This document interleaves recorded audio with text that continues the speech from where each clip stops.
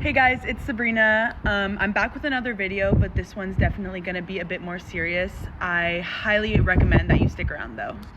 So I was reading and analyzing Susan Sprunk's article where she talked about how COVID-19 affected different communities, specifically more marginalized communities.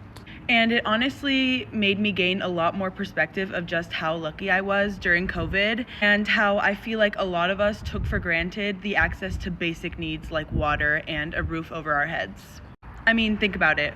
What was the main thing that people were mandating to stay safe during COVID-19? Wash your hands and stay inside. What if people didn't have water to wash their hands?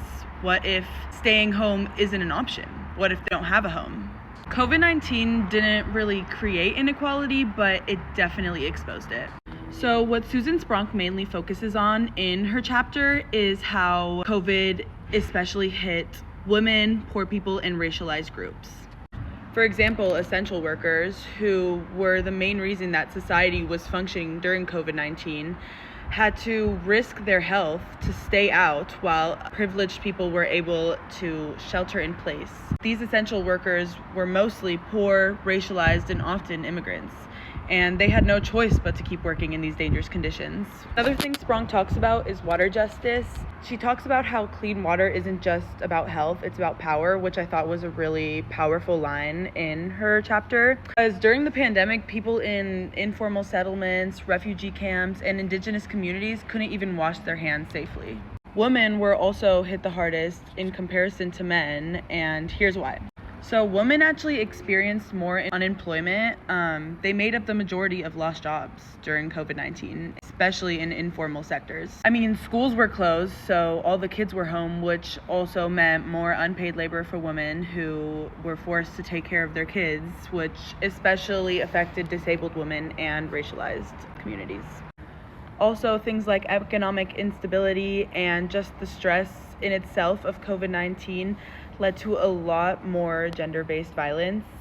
Peterman's study even found that rates increased globally during lockdowns. It's not just about gender. Another main point in Sprunk's chapter was how structural racism made indigenous and racialized communities in places like Canada and the US more likely to lack access to healthcare and housing, and more likely to die from the virus. The mistreatment and neglect of marginalized communities does not stop at US and Canada though.